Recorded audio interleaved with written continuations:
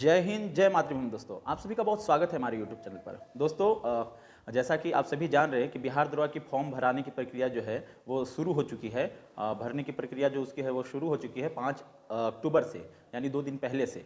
तो आज हम इस वीडियो में बात करेंगे कि आखिर वो जो हम फॉर्म भर रहे हैं उसकी आखिर हम लोगों की पात्रता क्या है आवेदन करने की। और जैसा कि सबसे बड़ी समस्या जो सर्टिफिकेट्स को लेकर हो रही है कि आखिर जो युवा है वो सर्टिफिकेट्स में क्या उनको भरना चाहिए, क्या अप्लाई करना है, वहाँ पर कौन कौन सी चीज़ें डालनी है, चूँकि सबसे बड़ा प्रश्न यहीं पर अटक रहा है। और कई युवा भाई बहन ने भी मुझे कमेंट करके पूछा कि सर भैया कैसे हम ये आखिर इसका करें। तो आज उसी के बारे में बात करेंगे और बहुत ही ऑथेंटिक जानकारी मिलेगी इस वीडियो के माध्यम से। और मैं वो बातें बताऊंगा कि जो हम लोगों ने अपने नियुक्ति के समय, दरोगा की नियुक्ति के समय हम लोगों का आखिर कौन कौन सा डॉक्यूमेंट्स लगा था और कौन से डॉक्यूमेंट्स फॉर्म भरने के समय लगे थे। तो आज इसी के बारे में बहुत ही ऑथेंटिक तरीके से आपको जानकारी देने वाला हूं। वीडियो में अंत तक बने रहिएगा। मुझे उम्मीद है कि इस वीडियो को देखने के बाद आपको किसी भी प्रकार की समस्याएं नहीं होंगी, खास करके फॉर्म भरने को लेकर। सबसे पहले आइए हम जानते हैं कि आखिर बिहार दरोगा की जो फॉर्म भरने की प्रक्रिया है इसकी आखिर पात्रता क्या होनी चाहिए। तो देखिए, सबसे पहली पात्रता जो होनी चाहिए वो आपको होना चाहिए कि आपको भारत का नागरिक होना चाहिए। सबसे पहली बात यह है। दूसरी बात कि आपकी जो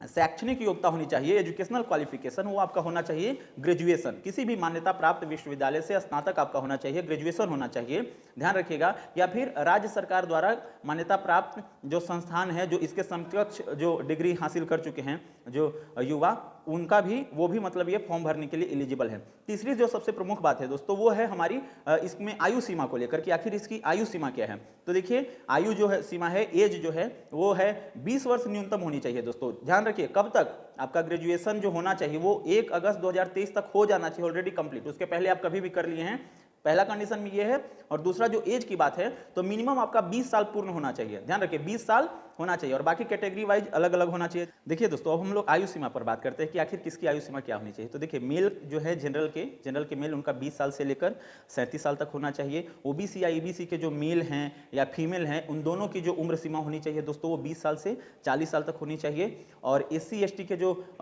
हैं मेल फीमेल, उनका 20 साल से लेकर 42 साल तक होना चाहिए। ध्यान रखिएगा, जनरल के जो फीमेल हैं उनका बस 20 से 40 साल तक होना चाहिए। ये सब जैसा स्क्रीन पर भी आप देख रहे हैं। अब इसके बाद हम लोग आते हैं जो अगला पड़ाव है, जो हम लोग आमतौर पर हाइट को लेकर बात करते हैं। तो हाइट ध्यान रखिएगा, ओबीसी, EWS, जनरल, ये सब जो भी है इनका 165 सेंटीमीटर हाइट होना चाहिए।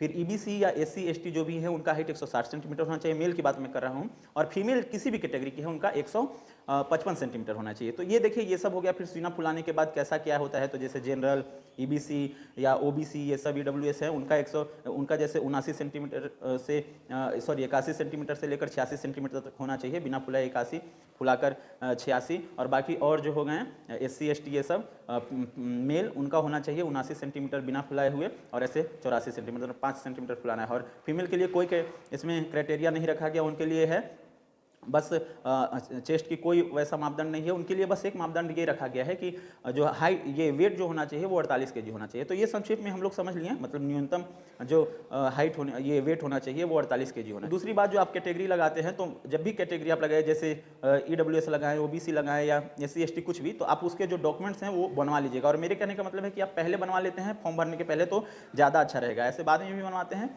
तो इसमें कोई इशू नहीं होने वाली है, लेकिन पहले बना लीजिएगा तो बेटर रहेगा, ठीक है। क्योंकि आमतौर पे किसी भी फॉर्म को जब हम भरते हैं तो उसके पहले उसके क्राइटेरिया को हम लोग फुलफिल करना चाहिए। हालांकि इसमें कुछ उतना वो है नहीं, तो आप ऐसे डॉक्यूमेंट्स बनवा सकते हैं। अभी बहुत दिन है तो आप जैसे आवासीय, आय, आपका जो हो गया EWS या OBC, ये सब का जो भी बनता है वो सब आप डॉक्यूमेंट्स बनवा लेंगे तो बेहतर है। उसके बाद ही फॉर्म भरिए। अभी तिथि देखिए दोस्तों, उसके बाद हम लोग बात करते हैं डॉक्यूमेंट्स को लेकर कि आखिर डॉक्यूमेंट्स क्या क्या लगता है, ठीक है। और जब फॉर्म भरिएगा आप, तो आप देख रहे होंगे यहाँ स्क्रीन पर आपको जैसे दिखाई दे रहा होगा, इस तरह के फॉर्मेट्स में आपको आएंगे कि जैसे आपका जैसे एक तरफ आएगा कि एग्जाम पास, कि एग्जाम आपने कौन कौन सा पास किया है। तो जैसे एक मैट्रिक है, फिर उसके बाद आपका देख रहे हैं ग्रेजुएशन का, फिर उसके बाद पोस्ट ग्रेजुएशन का यानी PG का। हाँ, उसके बाद आपका पूछता है दोस्तों कि नेम ऑफ यूनिवर्सिटी या इंस्टीट्यूशन, मैंने किस संस्थान से आप पास किए हैं, तो उसका आपको लिखना है। जैसे मैट्रिक किए हैं तो कैसे लिखते हैं, BSCB, ये ग्रेजुएशन किए हैं तो कौन से यूनिवर्सिटी से, जैसे मगध यूनिवर्सिटी, बोधगया, ऐसे लिखते हैं ना, तो ये हो गया।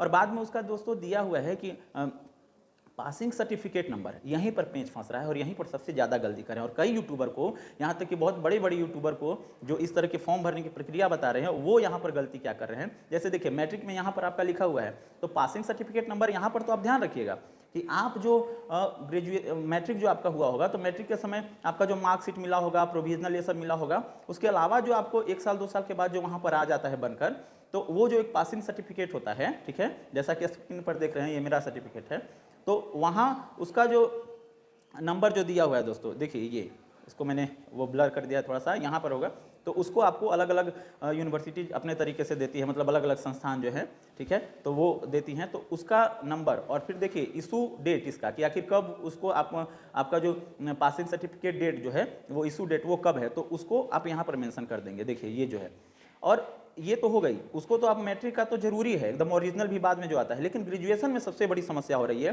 कि कई यूट्यूबर ये बता रहे हैं कि ग्रेजुएशन का आपका चाहिए वो ओरिजिनल ही चाहिए, तो ऐसा कुछ नहीं है दोस्तों। 20 विभाग में आए हैं तो मैंने आज तक वो जो ग्रेजुएशन का जो सर्टिफिकेट जो आता है, जो 1 साल 2 साल के बाद आता है, वो मैंने भी नहीं दिया है। और आप देखिए अब विभाग में मैं सेवा दे रहा हूँ, पिछले 1 साल हो गए, 26 अक्टूबर को ज्वाइन किए पिछले साल से, तो ऐसा कुछ नहीं है। वहाँ पर क्या देना है आपको, ये देखिए यहाँ पर आप जो आपका जो ग्रेजुएशन किए होंगे, तो 1 अगस्त 2023 तक तो आपका ग्रेजुएशन होना चाहिए, तो उसके पहले जो आपका चूंकि क्या मिल सकता है, सिर्फ मिल सकता है आपका मार्कशीट और प्रोविजनल। इतना तो तय है कि आपका किसी भी स्टूडेंट का, आमतौर पर किसी भी स्टूडेंट का वो जो सर्टिफिकेट जो आता है बाद में 1 साल 1.5 साल बाद, वो तो आया नहीं होगा, तो अब बताइए उसको कौन भरेगा, कैसे भर सकते हैं आप? अभी अगर जाकर अप्लाई भी करिएगा तो नहीं देगा। तो सीधी सी बात है, वहाँ पर आपके मार्कशीट के साथ एक प्रोविजनल देता है, तो आपका वो भी एक सर्टिफिकेट की तरह हुआ। तो उसका जो ऊपर देख रहे हैं सीरियल नंबर, यानी यही एक सर्टिफिकेट नंबर एक तरह से हो गया उसका, इसको आप भरेंगे यहाँ पर, और इशू डेट जो नीचे दिया हुआ है इसको भरेंगे। ध्यान रखिएगा सर, मार्कशीट से बेहतर है आप प्रोविजनल को दीजिए, प्रोविजनल के सर्टिफिकेट नंबर और उसको इशू डेट को, और फिर बाद में आप उसको बनवा लीजिएगा, उसमें कोई दिक्कत नहीं है, बाद में जब आएगा। और नहीं भी ऐसे आता है तो ध्यान रखिएगा, एक टेस्टिमोनियल होता है जो हम लोग यूनिवर्सिटी से बनवाते हैं, अगर कभी वैसा ज़रूरत हो गया तो, चूँकि कई लोगों को खोजा भी है, हम लोगों को हालांकि खोजा नहीं, बाद में जब डॉक्यूमेंट वेरिफिकेशन होता है, और जो यहाँ पर आप डॉक्यूमेंट का प्रोसेस दिया है यही बाद में आपको खोजता है। तो इसके लिए आपको घबराना नहीं है, निश्चिंत रहिए, आराम से रहिए और कोई गलती ना करिए। तो ये सबसे बड़ी समस्या थी जो मुझे लगा कि आप सभी से साझा करनी चाहिए, बतानी चाहिए, क्योंकि बहुत सारे यूट्यूबर गलत बता रहे थे। तो यही एक प्रक्रिया है दोस्तों, इसके द्वारा आप चलिए, आराम से चलिए, आराम से अपना फॉर्म को भरिए, कोई दिक्कत नहीं होगी। उसके बाद भी कोई समस्याएं होती है तो आप कहिए। फिर वही है पोस्ट ग्रेजुएशन का, पीजी का, और इस तरीके से करके भरिए।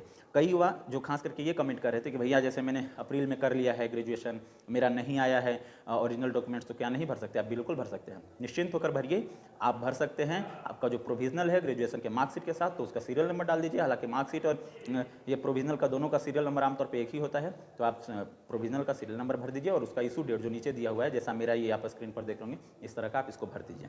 तो अब मुझे लगता है कि सबसे बड़ी जो समस्या थी दोस्तों आप सभी की यही थी, और मुझे लगता है कि इसको मैंने सॉर्ट आउट कर दिया है। अगर इसके बाद भी कोई प्रश्न हो तो आप हमारे टेलीग्राम चैनल से जुड़कर हमसे पूछ सकते हैं, कमेंट में पूछ सकते हैं। कमेंट बॉक्स में हमने टेलीग्राम चैनल का लिंक पिन कर दिया है, वहाँ से जाकर आप हमसे पूछ सकते हैं कि और भी अगर कुछ समस्याएं हैं। लेकिन मुझे जो मैं बता रहा हूँ, मैं यहाँ पर विभाग में सेवाएं दे रहा हूँ 1 साल से, ट्रेनिंग अभी हमारी चल रही है बिहार पुलिस एकेडमी राजगीर में, लेकिन हमने ऐसी कोई समस्याओं का सामना नहीं किया है, और आप भी नहीं कीजिएगा। बस ध्यान रखिए, जो आप वहाँ पर भर रहे हैं ग्रेजुएशन का जो प्रोविजनल नंबर, ठीक है, और इशू डेट, तो ये सब डॉक्यूमेंट्स आप रेडी रखिएगा। हालांकि ये ध्यान रखिएगा कि शीघ्र ही इसके बाद आप अपने यूनिवर्सिटी से, संस्थान से आप जाकर वो ओरिजिनल डॉक्यूमेंट फिर निकलवा लीजिएगा, बनवा लीजिएगा, मतलब वहाँ से निकलवा लीजिएगा, अप्लाई कर दीजिएगा। और बाद में अगर उसके बाद भी कोई समस्या होती है तो उसके भी समाधान है, टेस्टिमोनियल एक ऑप्शन होता है बाद में, हालांकि उसके बारे में बाद में बताएंगे, चिंता नहीं करनी है, और निश्चिंत रहिए, आराम से रहिए। और जो भ्रामक न्यूज़ जो देते हैं या यूट्यूबर या जो भी, उनसे सतर्क रहिए, और किसी भी तरह की समस्याएं हो तो आप हमसे पूछ सकते हैं निश्चिंत कोच। मिलते हैं दोस्तों अगले वीडियो में फिर एक नई जानकारी के साथ, तब तक के लिए जय हिंद, जय मातृभूमि,